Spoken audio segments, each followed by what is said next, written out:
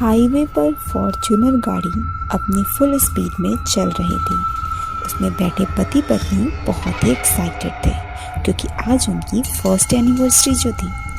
सोहन और गीता अपनी एनिवर्सरी मनाने के लिए गीता के मायके जा रहे थे। गीता का परिवार बहुत आग्रह करने पर सोहन ना नहीं कर सका और गीता के पापा, जो कि बहुत ही अमीर आदमी थे, उन्होंने एक बहुत बड़ी पार्टी का आयोजन किया था। देखा, आज फिर लेट हो गए। मैंने तुमको कितनी बार समझाया है कि आज के दिन जल्दी आना, लेकिन नहीं। गीता ये बोलते हुए सोहन पर झल्लाई। अरे तो मैं क्या करूं, ऑफिस में इतना काम रहता है कि समय का पता ही नहीं चलता, सोहन ने सफाई देते हुए बोला था। अरे संभल कर, अभी एक्सीडेंट हो जाता। ध्यान कहाँ है तुम्हारा? गीता फिर चिल्लाई। अरे सड़क पर ध्यान कहाँ है मेरी जान, ध्यान तो सिर्फ तुम पर है। सच में कयामत लग रही हो, दिल करता है। सोहन ने इतना कहा ही था कि गीता बीच में बोल पड़ी। बस बस, तारीफ बाद में कर लेना, अभी जल्दी से गाड़ी चलाओ। अरे वो बोर्ड देखो, सारनगढ़ 50 किलोमीटर। लगता है ये शॉर्टकट है। अगर इस रास्ते से जाएंगे तो जल्दी पहुंच जाएंगे, और अगर मेन रोड से जाएंगे तो 80 किलोमीटर जाना पड़ेगा और लेट होगा वो अलग। सोहन बोल पड़ा। गीता, पर ये तो। सोहन, जल्दी पहुंचना है ना। गीता, हाँ लेकिन। सोहन, तो लेकिन कुछ नहीं, हम इसी रास्ते से जाएंगे। सोहन गाड़ी को उस तरफ मोड़ देता है। 20 किलोमीटर तक का रास्ता तो ठीक ठाक रहता है, लेकिन उसके बाद शुरू होता है फिर वही खौफ। उस रास्ते पर जा रहे सभी गाड़ी और बाइक वाले गायब हो जाते हैं, जैसे वो एक छलावा था सोहन और गीता को फंसाने का। और दूसरी तरफ सोहन और गीता के ऊपर 2 अनजान आंखें नजर गड़ाए हुए थे। वह बहुत ही खौफनाक हंसी हंस रहा था। आगे का रास्ता थोड़ा कच्चा था, जो एक सुनसान जंगल से होकर गुजरता था। वो जंगल मौत के जंगल के नाम से बदनाम था। लोग कहते हैं कि जो कोई भी इस जंगल से गुजरता है वो कभी बाहर नहीं निकल पाता। सोहन, मुझे बहुत डर लग रहा है, चलो वापस चलते हैं। गीता घबराई हुई बोली। अरे कुछ नहीं होगा, आज के ज़माने में तुम डरने की बात कर रही हो। जब सोहन के साथ हो तो डरने की क्या बात है, सोहन हंसते हुए बोला था। गीता, पर। सोहन बीच में ही बोल पड़ा। पर कुछ नहीं, तुम चुपचाप बैठो और मुझे गाड़ी चलाने दो। फिर शुरू होता है मौत का खौफ। वो जंगल बहुत ही डरावना था, जिसमें जीव जंतुओं की आवाज़ से पूरा जंगल गूंज रहा था, और सियारों के रोने की आवाज़ एक नई मुसीबत को इशारा दे रही थी। इससे सोहन भी डर रहा था, लेकिन अपने चेहरे पर बयान नहीं कर रहा था। थोड़ी दूर गाड़ी चलाने के बाद सोहन और गीता की नज़र कुछ दूर सड़क पर बैठी एक औरत पर पड़ी, जो एक आदमी के पास लेटी हुई पड़ी थी और बैठी रो रही थी। सोहन, वो कौन है? गीता और डर गई। शायद उन्हें हमारी मदद चाहिए। उसके पति को देख रही हो, लगता है उसका एक्सीडेंट हो गया है।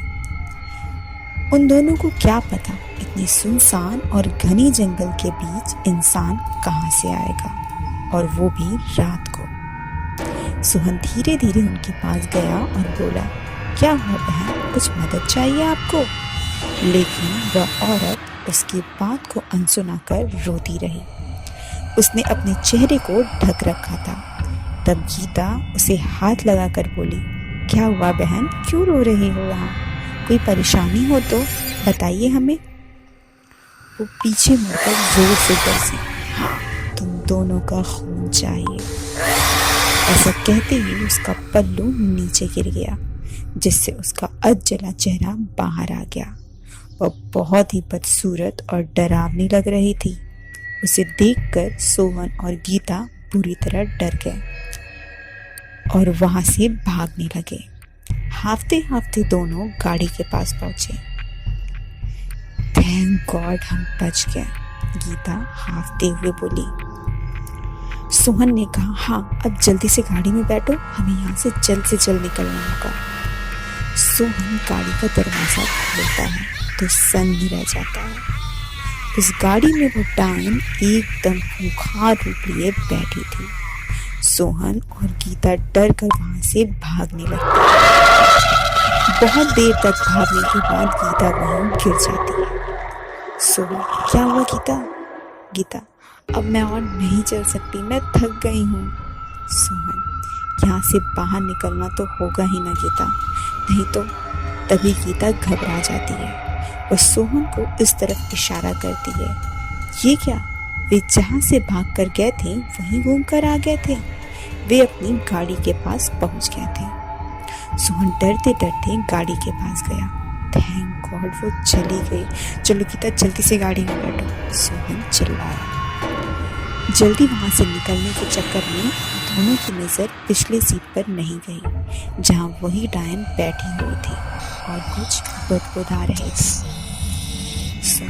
गीता, ये कैसी आवाज़ आ रही है? गीता, आवाज़ कैसी? तभी उन दोनों की नज़र पीछे गई और डायन और भी खूंखार रूप में बैठी हुई थी। वे वहीं के वहीं जम गए। उन्हें कुछ सूझ नहीं रहा था कि क्या करें। तभी गाड़ू का संतुलन बिगड़ गया और वह एक पेड़ से जा टकराया। दोनों को बहुत मुश्किल से वहां से बाहर निकला और जब कार के अंदर देखा तो वो डायन गायब थी। वो दोनों अब डर के साए को छोड़कर वहां से बाहर निकलने का रास्ता तलाशने लगे। करीब 1 घंटे की तलाश के बाद भी हाथ निराशा ही लगा, क्योंकि वो जिस जगह से चलना शुरू करते वापस उसी जगह पहुंच जाते। वे उस डायन की भूल भुलैया में फंस गए थे। फिर सोहन ने गीता से कहा, इस तरह तो हम यहाँ से कभी बाहर नहीं निकल पाएंगे। चलो जंगल की तरफ चलते हैं, क्या पता रास्ता वहीं हो और यहाँ हम बेकार ढूंढ रहे हैं। दोनों जंगल की तरफ बढ़ने लगे और सचमुच थोड़ी ही दूर पर उस जंगल से बाहर निकलने का रास्ता उनका इंतजार कर रहा था। दोनों की खुशी का ठिकाना ना रहा। वे दौड़ते हुए आगे बढ़ने लगे। उस रास्ते के बस 2 कदम ही दूर थे कि किसी ने उन दोनों के पैरों को पकड़कर बहुत दूर फेंक दिया। वे कराहते हुए उठे तो और उनके रोंगटे खड़े हो गए, क्योंकि वह एक खतरनाक कब्रिस्तान में खड़े थे। अब क्या करें? सोहन और गीता को जैसे काटो तो खून नहीं, वो बस 2 कदम दूर थे इस मुसीबत से निकलने के लिए, लेकिन वे उस कब्रिस्तान से बाहर भागने लगे। लेकिन जैसे उनका पैर वहीं जम गया था, हिल भी नहीं पा रहे थे। तभी कुछ दूर पर 2 कंकाल के ढेर जो काफी पहले के थे, उनमें से राख गोल गोल घुमाने लगे और 2 छोटे बवंडर का रूप ले लिया। फिर उनमें से 2 प्रेत बाहर निकल आए, जिसमें से एक प्रेत था तो दूसरा डायन। उन दोनों को देखकर उनकी रूहें डर के मारे कांप उठी। वे दोनों मदद के लिए चिल्लाने लगे, लेकिन उस मौत के जंगल में उनकी आवाज़ सुनने वाला कोई नहीं था।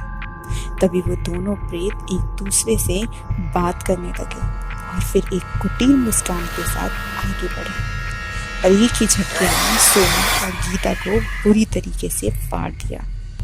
दोनों के शरीर से रक्त बहने लगा, जिसे वो दोनों प्रेत खुशी खुशी पीने लगे। उसके बाद सोहन और गीता को पूरी तरह से फाड़ डाला। ऐसा लग रहा था जैसे सदियों से भी भूखे थे।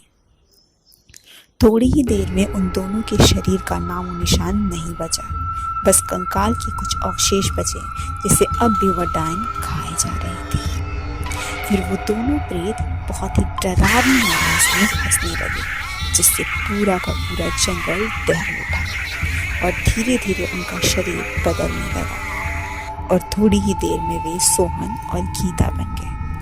वे मुस्कुराते हुए गाड़ी की ओर बढ़े और गाड़ी में बैठकर अपने अगले शिकार की ओर निकल पड़े।